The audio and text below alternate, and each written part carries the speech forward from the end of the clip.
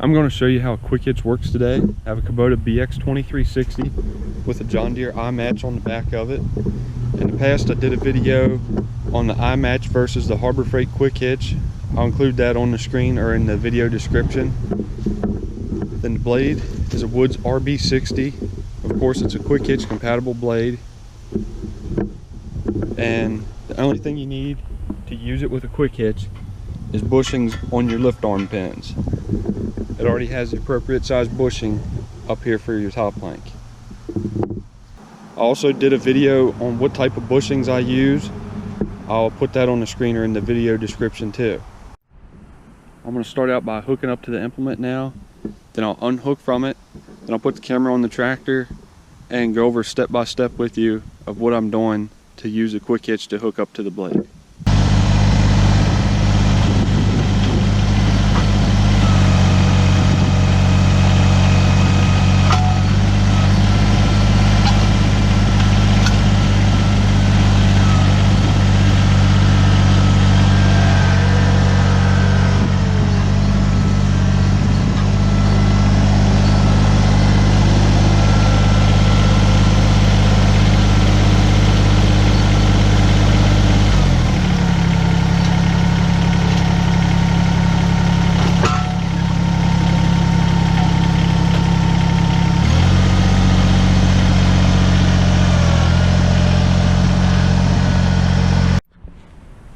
Alright, the first thing I'm going to do before I hook up to this little Woods blade is I'm going to have the latches up in the raised position. You can actually use them with them down, they're spring loaded. You can back into stuff and don't even have to flip your latches down, just raise them up. But since they're spring loaded, it takes some force to push them back in. And the way this blade is made, it's actually pretty light on the front, so it doesn't take much to tip it up off the park stand.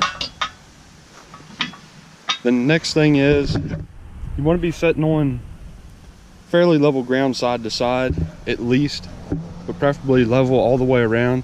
That way your quick hitch and your blade are on the same plane. One thing that makes this blade difficult to hook up to even with a quick hitch is it tilts in the back, and this blade has been used and it has some slop in it, so it doesn't exactly always want to set level.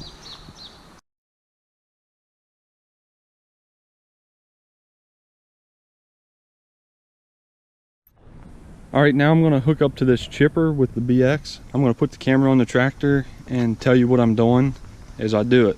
I'm going to pull up and turn the tractor so you know I'm not in perfect alignment. Alright, I'm backing up to the implement. I'm in low range, backing up slowly. I have the 3-point hitch raised higher than necessary. I'm aligning the top hook with the top link pin. As I get closer, I'm letting it down.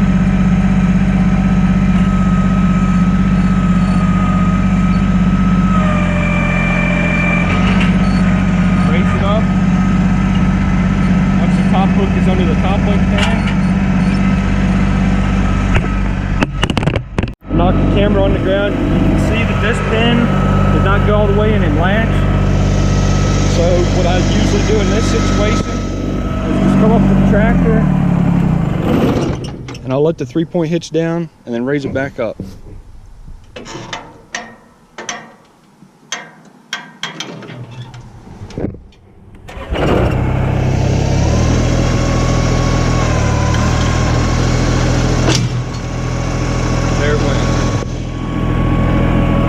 Changed out to the chipper because I know everyone's going to want to know about hooking up a PTO shaft.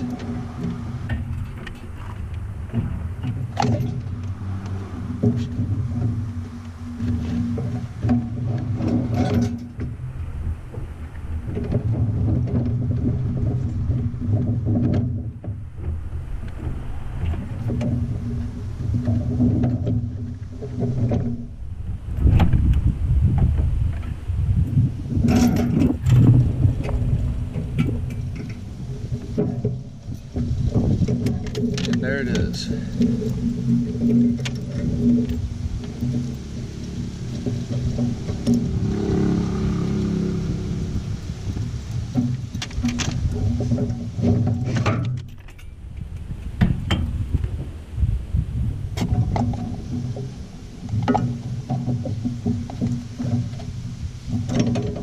Alright, now unhook the PTO shaft.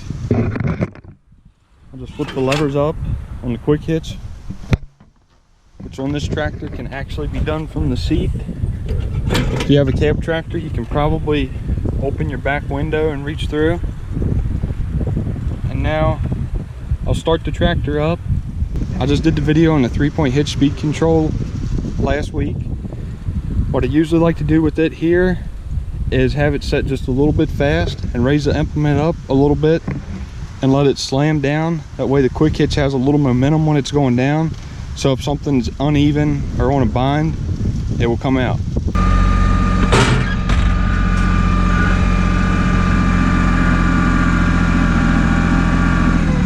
Another little tip is, if you're not using your quick hitch, flip these levers down. I don't like leaving them up because I feel like if you trip and fall, you could hit your face on them. So if you leave them down, you probably won't get hurt as bad if you would fall into the quick hitch. So what are the advantages of a quick hitch? Well, the main advantage is faster implement hookup times. Another advantage is your typical quick hitch weighs about 60 pounds. So it puts a little bit of weight on the back of the tractor. And it also moves your implement farther back, which helps give you a little more ballast.